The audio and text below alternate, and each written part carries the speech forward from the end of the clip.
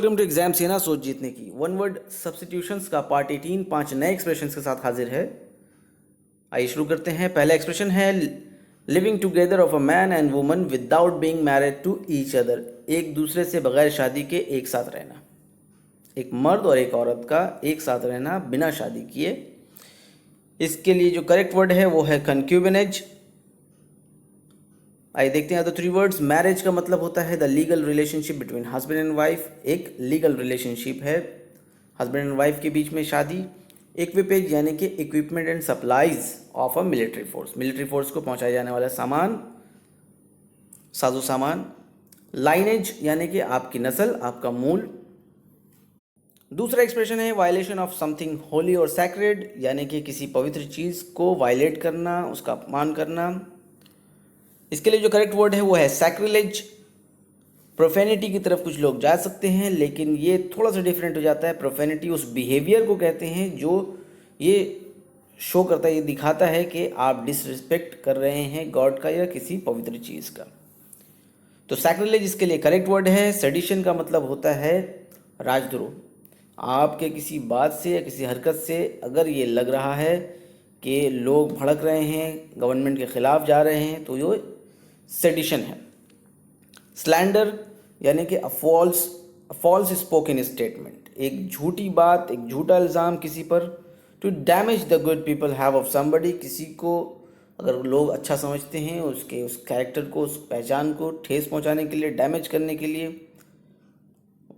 समाज में उसका अपमान करने के लिए, उसके बारे में गलत बात कहना, ये स्लैंडर है। तीसरा एक्सप्रेशन है dry weather with no rainfall, यानी कि बिल्कुल सूखी आबो हवा और कोई बारिश नहीं। तो ये क्या कहलाएगा? इसको कहते हैं ड्राउट। ड्राउट कहते हैं यानी कि सूखा।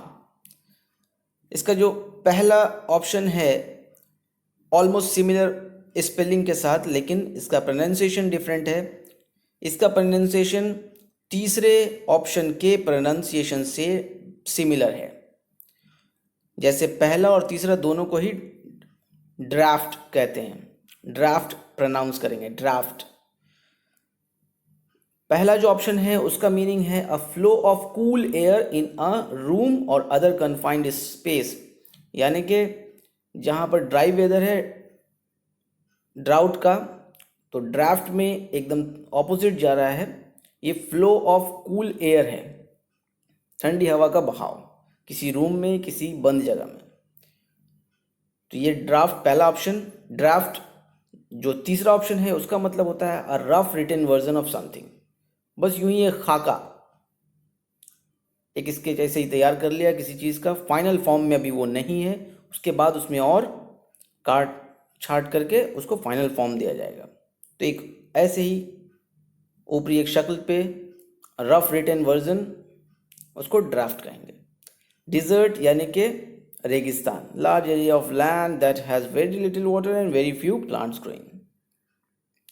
चौथा एक्सप्रेशन है समथिंग दैट इज पॉइजनस और अनहेल्दी, कोई चीज़ जो जहरीली है या सेहत के लिए अच्छी नहीं है, तो उसे कहेंगे toxic. Toxic is the correct word for this expression. Trivial का मतलब होता है something that is not important और not serious, and something not worth considering, जिसको जो सोचने लायक ही नहीं है वो है ट्रिवियल। टॉर्पिड का मतलब होता है somebody not active और somebody with no energy और enthusiasm। इसके लिए एक सिंगल वर्ड में अगर कहें तो लेथार्जिक इसका सिनोनिम है टॉर्पिड का।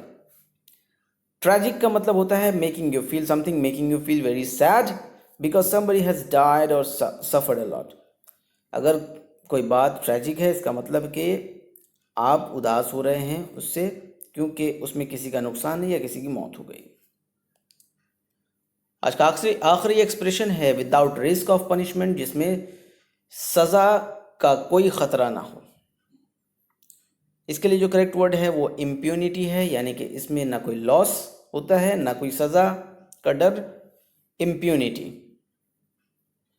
इम्प्यूडेंट का मतलब होता है एक ऐसा व्यक्ति जो रूड है, जो दूसरों के लिए रिस्पेक्ट नहीं रखता, इसके लिए एक और सिंगल वर्ड में इम्पर्टिनेंट बोल सकते हैं, इम्पिडेंट का सिनोनिम इम्पर्टिनेंट। तीसरा जो एक्सप्रेशन है इनएक्सोरेबल का मतलब होता है that can not be stopped और चेंज, जिसको बदला नहीं जा सकता, जिसको रोका नहीं जा सकता, वो इनएक्सोरेबल है। रिलेंटलेस इसके लिए कहा जा सकता है that can not be stopped. चौथा एक्सप्रेशन था इम्पर्टर्बेबल, यानी कि नॉट इजीली अपसेट, जिसको आसानी से आप अपसेट नहीं कर सकते, जिसको आसानी से परेशान नहीं कर सकते। जो आदमी डिफ़िकल्ट सिचुएशन में भी परेशान नहीं होता वो इम्पर्टर्बेबल है। ये थे हमारे 5 एक्सप्रेशन। होप ये वीडियो आपको पसंद आएगा। प्लीज़ वीडियो को लाइक कीजिए, शेयर कीजिए और कमेंट करके बताइए। Thank you.